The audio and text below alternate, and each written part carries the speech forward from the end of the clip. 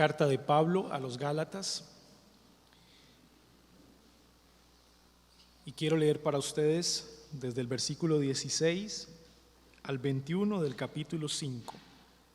Versículo 16 al 21 del capítulo 5. Dice la palabra del Señor: Digo pues, andad en el Espíritu, y no satisfagáis los deseos de la carne, porque el deseo de la carne es contra el Espíritu, y el del Espíritu es contra la carne, y estos se oponen entre sí, para que no hagáis lo que quisiereis. Pero si sois guiados por el Espíritu, no estáis bajo la ley. Y manifiestas son las obras de la carne, que son adulterio, fornicación, inmundicia, lascivia, idolatría, hechicerías, enemistades, pleitos, celos, iras, contiendas, disensiones, herejías, envidias, homicidios, borracheras, orgías y cosas semejantes a estas, acerca de las cuales os amonesto, como ya os lo he dicho antes, que los que practican tales cosas no heredarán el reino de Dios. Amén. El apóstol Pablo viene lidiando con un problema en la iglesia de los Gálatas, y creo que el problema se pudo apreciar en las últimas predicaciones de los domingos anteriores. Están experimentando el problema de la polarización. La polarización. ¿Y qué queremos decir con la polarización? Hay dos grupos dentro de las iglesias a los Gálatas, los cuales han tomado extremos en posiciones diferentes. Por un lado, tenemos a los legalistas judaizantes. Por otro lado, tenemos a los libertinos o antinomianos, como es el nombre técnico que los describe. Antinomianos sin ley o en contra de la ley de Dios. Son dos grupos polarizados, cada uno en su extremo, uno a un lado, el otro a otro lado. Y para ambos grupos el apóstol Pablo escribe la carta a los Gálatas. Sabemos bien su énfasis en contra de la doctrina judaizante legalista. Sin embargo, en la última predicación notamos cómo el apóstol Pablo se dirige a aquellos que han usado la libertad para pecar, los cuales llamamos libertinos o antinomianos. ¿Cómo se soluciona el problema de la polarización?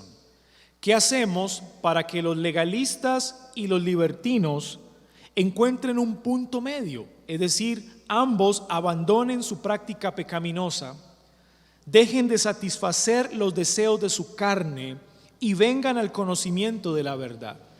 ¿Cuál es el camino a seguir? ¿Cuál es la solución? El apóstol Pablo en la prédica de esta mañana nos da la solución. Podría decir que la prédica de esta mañana es la solución al problema de la polarización. Tanto los legalistas como los libertinos, ambos están en pecado. Las dos posiciones son igualmente de pecaminosas, y ambas el apóstol Pablo las describe como satisfacer los deseos de la carne. El legalista es legalista porque satisface los deseos de la carne. El libertino es libertino porque satisface los deseos de la carne. La solución es simple, está en una frase, versículo 16: andad en el Espíritu. Esa es la solución al problema. ¿Cuál es la solución al problema del pecado en la iglesia? Andad en el Espíritu. ¿Cuál es el problema? ¿Cuál es la solución al problema de la polarización en la iglesia? Andad en el Espíritu. En esa frase podemos sintetizar la solución a este problema: andad en el Espíritu. Y miren de manera interesante cómo el apóstol Pablo inicia esta nueva unidad de pensamiento con la frase andad en el Espíritu, y cómo cierra dicha unidad de pensamiento con la misma frase. Miren el versículo 25. Si vivimos por el Espíritu, repite el verbo, andemos también por el Espíritu.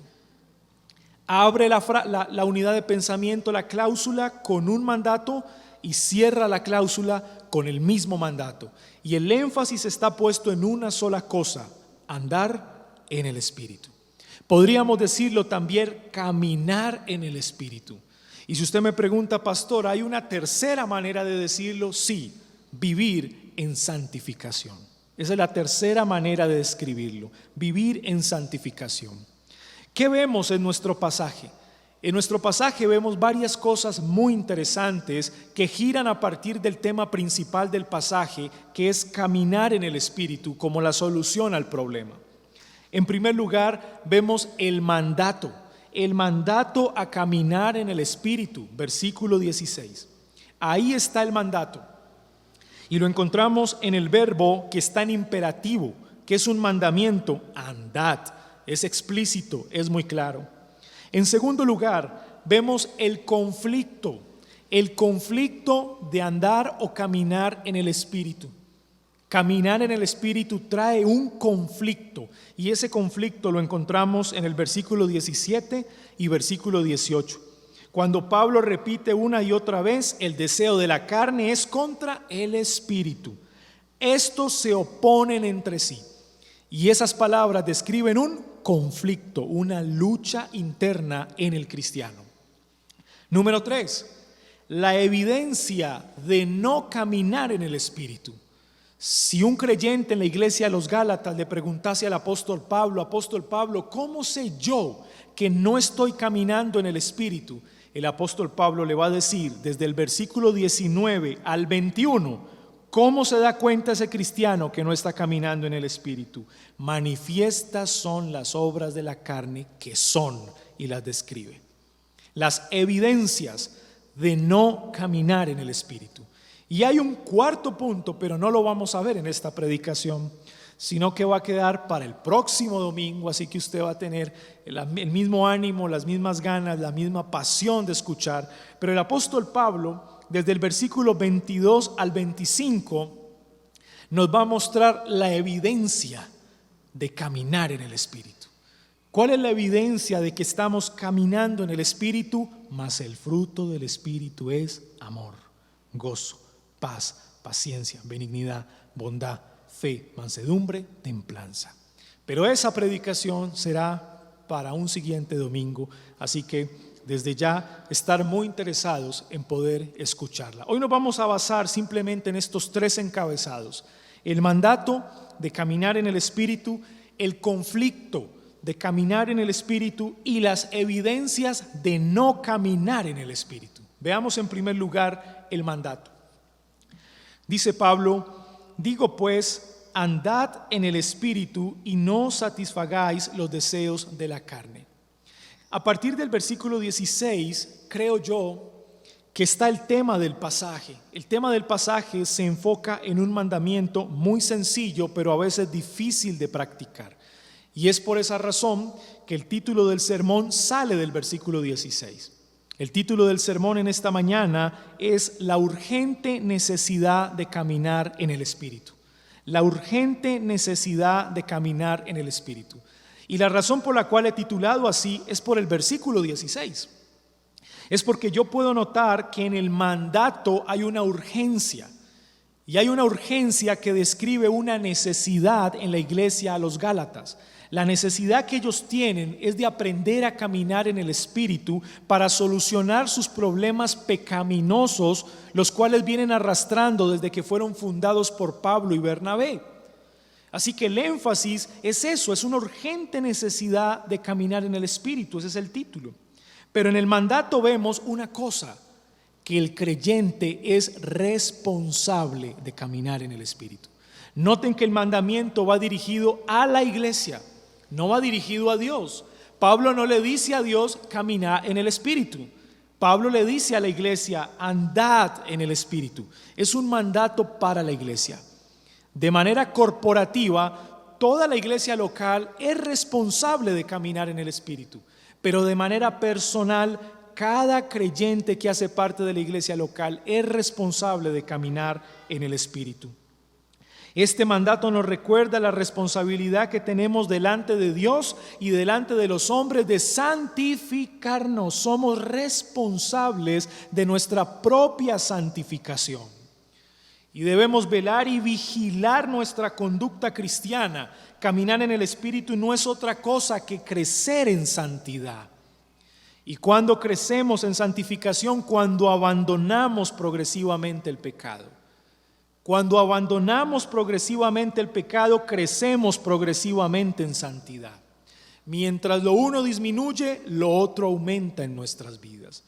Pero la responsabilidad es de la iglesia. Y según el texto, andar en el Espíritu es contrario a satisfacer los deseos de la carne.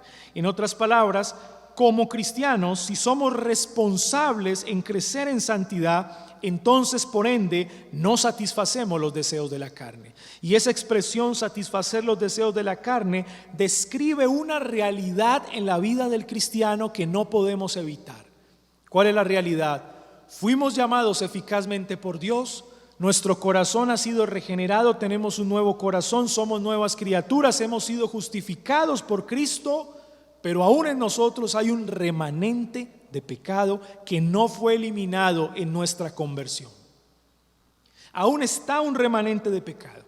Y por esa razón, como hay un remanente de pecado, cuando nosotros escuchamos atentamente el mandato de andar en el Espíritu y lo obedecemos responsablemente, entonces dominamos el pecado remanente que hay en nuestras vidas.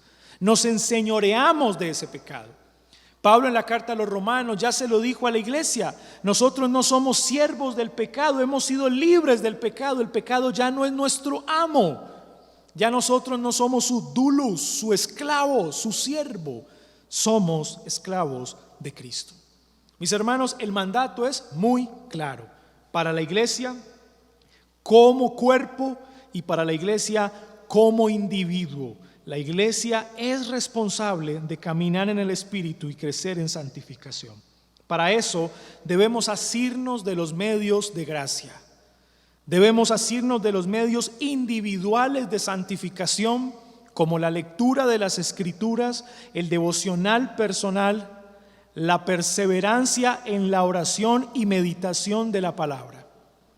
Pero también debemos asirnos de los medios corporativos en la santificación, congregarnos los domingos, exponernos a la predicación pública de las Escrituras, participar de la cena del Señor y participar con una limpia conciencia. Medios individuales, medios corporativos nos hacen caminar en el Espíritu, por ende, no satisfacer los deseos de la carne. No asumir esa responsabilidad es desobediencia. Y si es desobediencia, es pecado. Ahí está lo primero, el mandato a caminar en el Espíritu. Pero quizá la iglesia, los Gálatas, está muy entusiasmada. Quizá dice: ok, el apóstol Pablo nos está dando la solución a nuestro problema de polarización, tanto legalistas como libertinos. Vamos a caminar en el Espíritu, pero de repente se encuentran con una realidad. No es fácil. No es fácil. Hay una lucha, hay un conflicto. Así que veamos en segundo lugar el conflicto de caminar en el Espíritu. Versículo 17 al 18. Hay un conflicto. Porque el deseo de la carne es contra el Espíritu, haciendo referencia al pecado remanente que hay en nosotros. Y el del Espíritu es contra la carne, haciendo referencia a la obra de santificación del Espíritu de Dios en nuestros corazones. Y estos, el pecado remanente y la obra santificadora del Espíritu de Dios, se oponen entre sí para que no hagáis lo que quisierais. En otras palabras, el Espíritu de Dios morando en el corazón del creyente resiste ese pecado remanente. Resiste ese pecado remanente. Es una preciosa ayuda que recibimos de parte de Dios para poder resistir al pecado. Si no fuera por el Espíritu de Dios que habita en nuestros corazones, mis hermanos, no estaríamos aquí. ¿Quién sabe dónde estaríamos nosotros hoy? Estaríamos practicando qué cosa, en qué pecados estaríamos hoy. Pero el Espíritu Santo nos buscó, nos llamó eficazmente, nos atrajo con cuerdas de amor, nos regeneró, vino a habitar en nuestras vidas y nos trajo hasta el día de hoy. El Espíritu Santo ha guiado nuestro caminar cristiano y Pablo lo dice en el versículo 18, pero si sois guiados por el Espíritu. Y esa expresión guiados por el Espíritu no es algo que ocurre de vez en cuando. Guiados por el Espíritu no significa que tengo un momento de tinieblas espiritual, le pido al Señor en oración que me ilumine y me iluminó, me guió el Espíritu. No es la idea aquí. Ser guiado por el Espíritu en nuestro pasaje significa que desde que conocimos a Cristo, el Espíritu Santo ha conducido nuestras vidas hasta el día de hoy. No se refiere a un momento particular, se refiere a toda nuestra vida cristiana. Los que son guiados por el Espíritu son los que tienen al Espíritu de Dios. ¿Y quiénes tienen al Espíritu de Dios? A los que Pablo les escribe la carta, a los creyentes, a los hermanos, a la iglesia. Ser guiado por el Espíritu es tener al Espíritu Santo en el corazón. Y es un reconocimiento humilde de cualquier cristiano. Si no fuera por la obra del Espíritu Santo en nuestros corazones, no estaríamos aquí, mis hermanos. No estaríamos aquí. Y si bien hay una lucha interna contra el pecado, las batallas que hemos podido vencer, en la cual hemos salido victoriosos, se las debemos gracias al Espíritu que habita en nosotros. Es lo que Pablo dice. Pero el pecado remanente se opone. Él está ahí. Es una realidad que nos acompaña, mis hermanos, y que por eso debemos anhelar pacientemente la segunda venida de Cristo. Porque es en la segunda venida de Cristo donde ese pecado remanente será eliminado de una vez y para siempre de nuestras vidas. Cuando el Señor glorifique nuestros cuerpos, todo nuestro ser, el pecado remanente será eliminado. Mientras tanto, no nos podemos acostumbrar a Él. Pero debemos aceptar la realidad de que mientras estemos en este cuerpo y como peregrinos en esta tierra, debemos luchar a muerte contra el pecado remanente. Mis hermanos, la lucha es a muerte. No es cualquier batalla, es una lucha a muerte contra el pecado remanente. Y Pablo es muy claro, ambos se oponen entre sí. Pablo en la carta a los Romanos en el capítulo 7 lo ha dicho varias veces: hago lo que no quiero hacer, eso hago, porque hay una lucha interna en su ser. Pero también hacemos buenas obras, y hacemos buenas obras que el pecado remanente no quiere hacer, pero las hacemos porque el Espíritu de Dios nos guía a hacerlas. Mis hermanos, debemos estar agradecidos con el Señor por su Espíritu, de que habita en nuestros corazones. ¿Qué sería de nosotros sin el Espíritu Santo? Y recordemos las palabras del Señor Jesucristo a sus discípulos cuando se estaba despidiendo: es necesario que yo me vaya y os envíe al otro Paracleto o Consolador. Es necesario que descienda el Espíritu Santo. Y creo que la maravillosa bendición del Pentecostés, cuando descendió el Espíritu Santo y llenó la casa a los discípulos y los llenó de su poder y de nuevo para predicar las Escrituras y dar su vida por amor a Cristo, fue el regalo más maravilloso que pudimos recibir hasta el día de hoy. El regalo más precioso es que tenemos al Espíritu Santo con nosotros. Mis hermanos, pero no es fácil la lucha. No es fácil la lucha. Por eso la lucha es a muerte y por eso el mandamiento tiene sentido. Porque qué tal que Pablo se pare delante de la iglesia a los Gálatas y le diga a los legalistas para que dejen de ser legalistas: si quieren, caminen en el Espíritu. ¿Qué tal así? No funcionaría. O que Pablo se dirija a los libertinos y les diga a los libertinos para que dejen de ser libertinos: vengan, si quieren, caminen en el Espíritu. No es así. Pablo es directo, Pablo es sincero. La única solución para que dejen de ser legalistas y libertinos y dejen de satisfacer los deseos de la carne es una: tienen que caminar en el Espíritu. No es si quieren. No hay otra solución, queridos hermanos. Esa es la solución que da el apóstol Pablo. Pero si bien es una lucha, algún creyente puede preguntar: Pablo, pero si es una lucha, ¿cuándo sé yo que estoy caminando en el Espíritu o que no estoy caminando en el Espíritu? ¿Cómo sé yo que estoy creciendo en santificación o que no estoy creciendo en santificación? Pablo, y lo que Pablo va a hacer a partir del versículo 19 al 21, es dar evidencias de cuando un verdadero cristiano no está caminando en el Espíritu. Mis hermanos, miren lo que estoy diciendo.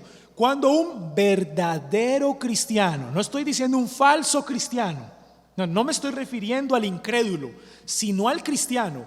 Cuando un verdadero cristiano no está caminando en el Espíritu. Veamos en tercer lugar las evidencias.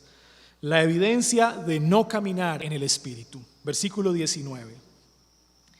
Y manifiestas son las obras de la carne, que son, y Pablo nos va a dar una lista: adulterio, fornicación, inmundicia y lascivia. Por favor, cuéntelas, son 4. En la Reina Valera del 60 aparecen 4, en otras versiones aparecen 3. En nuestro caso aquí contamos 4 pecados de inmoralidad sexual. El apóstol Pablo va a empezar a clasificar los pecados. Él hace una clasificación ordenada de los pecados. 4, adulterio, fornicación, inmundicia y lascivia. 4 pecados de inmoralidad sexual. Todos sabemos lo que es el adulterio, y el contexto en el primer siglo sabía muy bien que era el adulterio: no ser fiel al cónyuge, al esposo o a la esposa, tener relaciones sexuales fuera del matrimonio. Incluso en la cultura grecorromana el adulterio era condenado. La cultura grecorromana condenaba el adulterio. Sin embargo, se vivía el adulterio. Había quienes adulteraban, y como los hermanos de la iglesia de los Gálatas, en parte los libertinos, venían de la cultura grecorromana, pues Pablo les está recordando: el adulterio es una obra de la carne, no es la obra de un demonio, por si acaso, ¿no? Por si acaso tengo un espíritu de adulterio. No. El texto es muy claro: es una obra de la carne, por si acaso. Pablo les está recordando que el adulterio es pecado y que la fornicación, y aquí de los 4 pecados me voy a concentrar en la fornicación, como es conocido, es la práctica de relaciones sexuales sin casarse, no estando casados. Sin embargo, la palabra griega para la palabra fornicación aquí es la palabra pornía. Y les voy a explicar algo. Esa palabra griega pornía tiene variantes. Por ejemplo, en el griego la palabra porní significa ramera o prostituta. Porní era una ramera, era una prostituta. Y la palabra pornos era un hombre que acudía a la ramera. O sea, un pornos era el hombre que acudía al servicio de la ramera. Entonces la pornía, que es la palabra que se conforma de todas estas palabras, era la práctica licenciosa o la práctica de la inmoralidad sexual en todo sentido. En otras palabras, la palabra pornía describe todos los pecados de inmoralidad sexual. Es como que los sintetiza en esa sola palabra. Y para la cultura del siglo I, la palabra pornía podría referirse a 2 personas que tenían relaciones sexuales o vida íntima sin estar casados. Podía referirse a 2 esposos o a un esposo siéndole infiel a su cónyuge. Podía referirse en lo que se llama sodomía, la vida íntima entre 2 hombres. Todo este tipo de pecados estaría incluido dentro de la palabra pornía. La práctica de la ramera o la labor de la ramera, el tomar los servicios de una ramera, todo eso se encierra en la palabra pornía, que nuestra Biblia traduce como fornicación. En otras palabras, lo que Pablo le está diciendo a la iglesia es que no importa el pecado de inmoralidad sexual que tú estés cometiendo, finalmente es fornicación. Eso es lo que les está queriendo decir. Que no falta que algún hermano en la igleya de los Gálatas diga: bueno, son estos, pero este pecado no, ¿verdad? No, todos los que sean de inmoralidad sexual están ahí en la palabra pornía. Todos se resumen. Por eso en algunas versiones no aparece la palabra adulterio. ¿Por qué? Porque el adulterio está dentro de la palabra pornía. También está dentro de los pecados de inmoralidad sexual. El adulterio, la fornicación, la inmundicia y la lascivia, que es la ansiedad afanosa, esa codicia apasionada por asuntos o por pecados de inmoralidad sexual. Estos 4 pecados están en la categoría de pecados de inmoralidad sexual. Ahora Pablo nos va a mencionar otros pecados. Miren el versículo 20. Idolatría y hechicerías. Estos 2 pecados están en la categoría de dioses falsos. Dioses falsos. Idolatría y hechicerías. La idolatría, adorar en primer lugar otro Dios que no sea el único Dios verdadero descrito en las Sagradas Escrituras, y en segundo lugar tiene que ver con la veneración o adoración a las imágenes. Ahí también está la idolatría. Pero en tercer lugar tiene que ver con esa pasión, reverencia desbordada por una persona. No necesariamente una imagen, no necesariamente otro Dios, sino una persona. Y esa persona puede ser tu esposo, tu esposa, tus hijos, tus hijas, tus nietos, tus nietas, tus padres también. Ese es el mensaje que da Pablo. Idólatra no es el único que adora a otro Dios o que adora una imagen. Idólatra es aquel que invierte toda su vida en función de una sola persona, perdiendo de vista la gloria de Dios. Y la palabra hechicería es la palabra griega farmaquía, de donde viene la palabra farmacia. Es la palabra griega que está utilizando Pablo aquí, farmaquía. Al parecer, las personas del siglo I practicaban como ciertos experimentos con ciertos elementos de la naturaleza, y en medio de su ritual de preparar aquellas porciones, medicamentos, lo hacían tras algunas oraciones o invocaciones a sus dioses. Se hacía como todo un ritual ahí espiritualista alrededor de todas esas porciones que ellos preparaban. Y lo que Pablo está diciendo, bueno, acudir a esas reuniones donde se invocan esos dioses falsos a los cuales se les ofrecen ese tipo de medicamentos, pues es hechicería. En otras palabras, es acudir a dioses falsos. Y la Biblia lo traduce como hechicería, literalmente, la palabra farmaquía o hechicería. Entiendan el contexto, ¿verdad? Invocaban a dioses falsos para preparar ciertos medicamentos, como que los dioses falsos les revelaban a ellos qué debían preparar o cómo los debían combinar, algo así más o menos.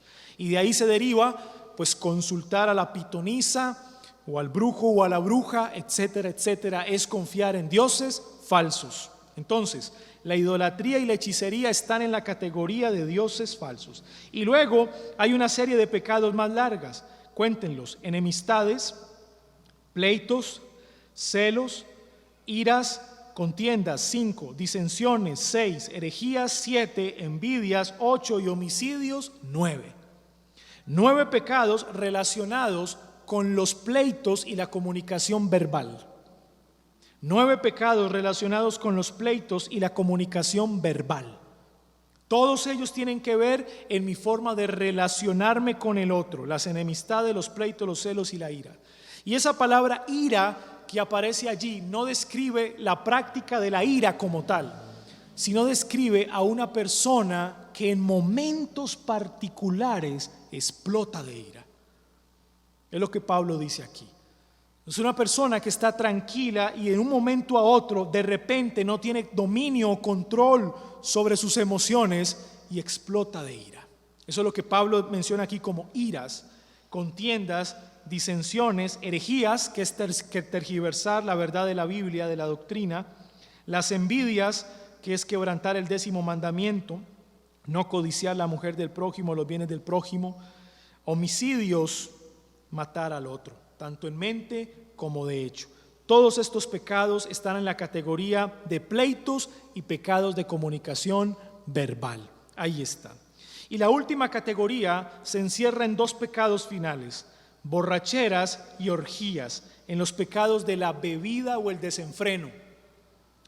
Y es interesante porque la palabra orgía aquí en el texto hace relación a una práctica que se acostumbraba en los siglos anteriores, y por lo menos en el siglo I, en la cual Pablo comunica esto, y era que se reunían las personas a beber a beber. Y después de mucho tiempo estaban todos ebrios, todos borrachos, y se quedaban en las puertas de las casas hablando en sus borracheras, discutiendo, peleando, en una actitud desenfrenada, sin dominio propio, y caían en una práctica de muchos otros pecados.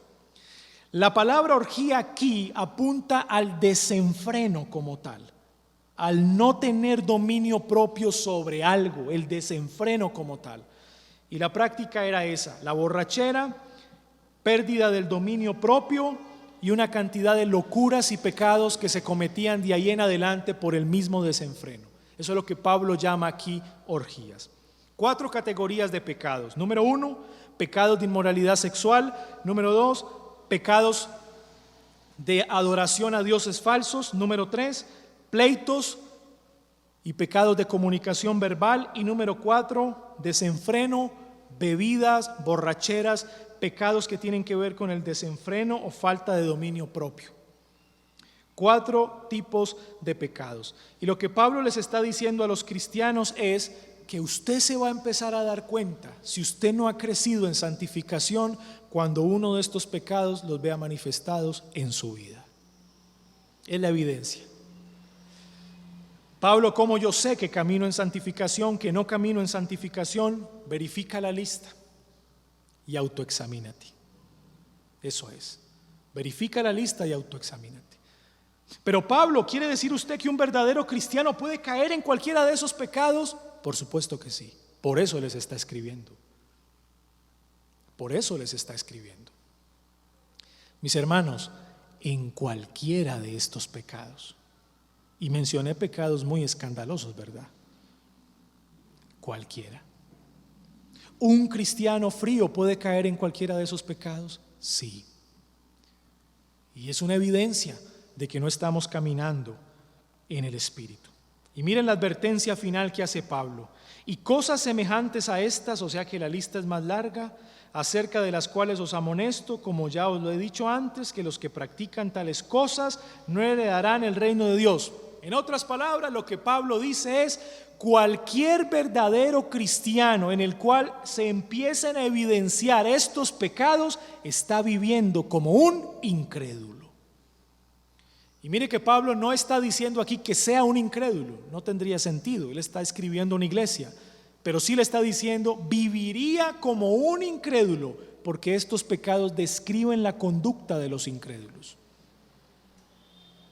Y es muy triste, ¿verdad?, que como verdaderos cristianos nos parezcamos más al incrédulo que a Cristo. Es muy triste. ¿Cuál es la solución? Caminar en el Espíritu.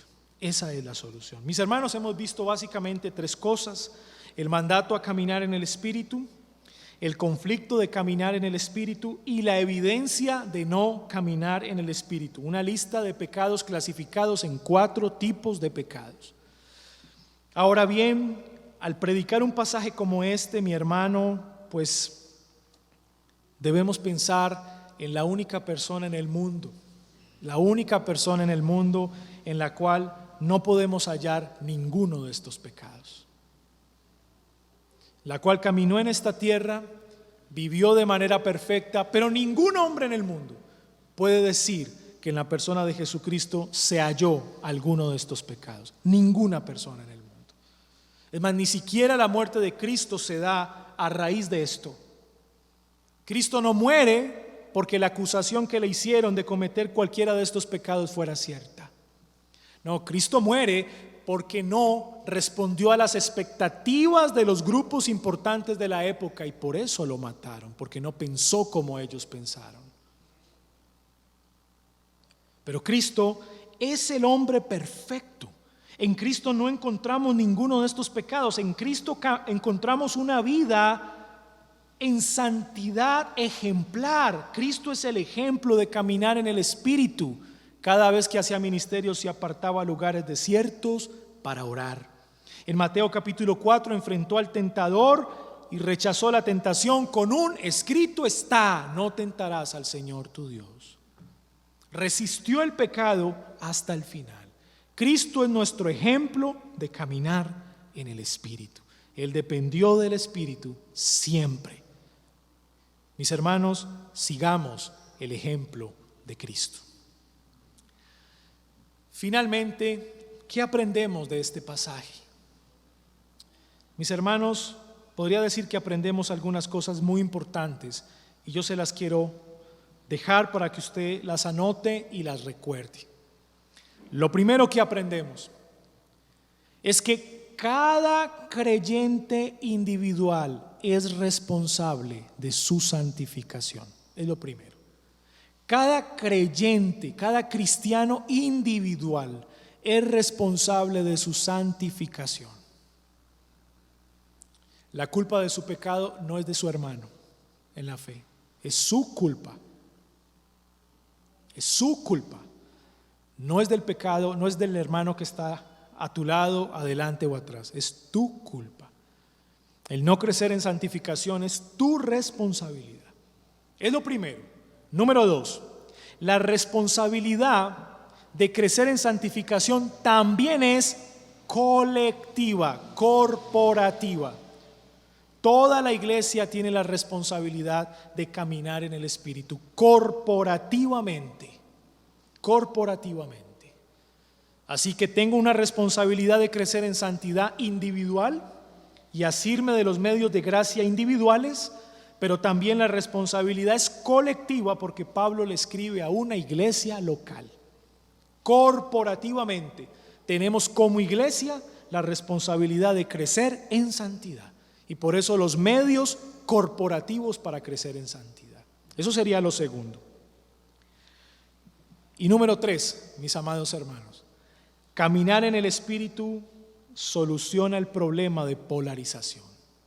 Soluciona el problema de polarización y aquí viene el ejemplo. Cuando yo entiendo que caminar en el Espíritu es un mandato que viene de parte de Dios, entonces me tomo en serio mi vida cristiana y dejo de pecar. El libertino deja de ser libertino porque el libertino es libertino porque se ha tomado la vida cristiana no tan en serio, porque él no cree que en sus hombros esté la responsabilidad de crecer en santidad. Pero una vez entendemos que la responsabilidad de crecer en santidad es de cada individuo y de toda la iglesia local, el libertino deja de ser libertino, porque entiende que es responsable. Ahí que el problema del libertinaje se soluciona. Pero ¿y qué hacemos con los legalistas? Escuchen esto.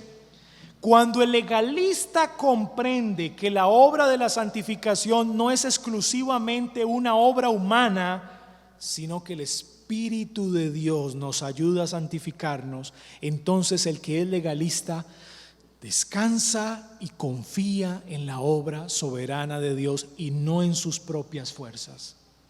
El problema del legalismo se soluciona ahí. ¿Notan cómo la soberanía de Dios en la santificación soluciona el problema del legalismo? Porque el legalista es legalista porque él confía en lo que él hace para su santificación y se le olvida que Dios también está operando. Pero cuando él entiende que Dios también en su soberanía opera en nosotros santificación, descansa de sus obras, no confía más en sí mismo y abandona su legalismo. Un correcto entendimiento de la santificación y de caminar en el Espíritu debe sacar al libertino del libertinaje y al legalista del legalismo. Mis hermanos, que el Señor nos conceda a nosotros esa gracia. Y si aquí hay alguien por primera vez, querido amigo, lo que tengo para decirte es que evidentemente los pecados que hemos mencionado te describen a ti. Te describen a ti. Pablo es muy claro, son pecados que describen a un incrédulo. Y querido amigo, si tú no vienes al hombre perfecto, que es Cristo, al hombre que ha dado el ejemplo de santidad perfecta, se cumplen las palabras de Pablo en el versículo 21 para ti, que dicen: los que practican tales cosas no heredarán el reino de Dios. Y si tú no vienes al hombre perfecto que es Cristo, querido amigo, esta palabra aplica a ti directamente. No heredarás el reino de Dios. Ven a Cristo, no desaproveches esta oportunidad y entrégate a Él de todo corazón. Mis hermanos, la urgente necesidad de caminar en el Espíritu. Que Dios nos ayude. Demos gracias. Padre nuestro, te damos gracias por tu palabra. Gracias por enseñarnos en esta mañana y recordarnos la importancia de caminar en el Espíritu. Sabemos, Señor, que es un mandato, por ende es nuestra responsabilidad. Sabemos, Señor, que no es fácil, hay una lucha y un conflicto, una lucha a muerte, pero también somos consolados cuando entendemos que tu Espíritu Santo también nos santifica. Tú me santificas, yo me santifico. Tú nos santificas, nosotros como iglesia nos santificamos. Señor, permite que como iglesia nos podamos autoexaminar a la luz de esta lista de pecados, arrepentirnos y apartarnos de ellos y crecer en el camino de tu Espíritu. Te ruego de manera especial que bendigas a las personas que han venido por primera vez y que les concedas a ellos la dicha de conocerte de todo corazón y caminar con el hombre perfecto. Y así las palabras de Pablo no heredarán el reino de Dios, entonces no se harían realidad en la vida de estas personas. Te lo pedimos, Señor, en el nombre de Jesús. Amén.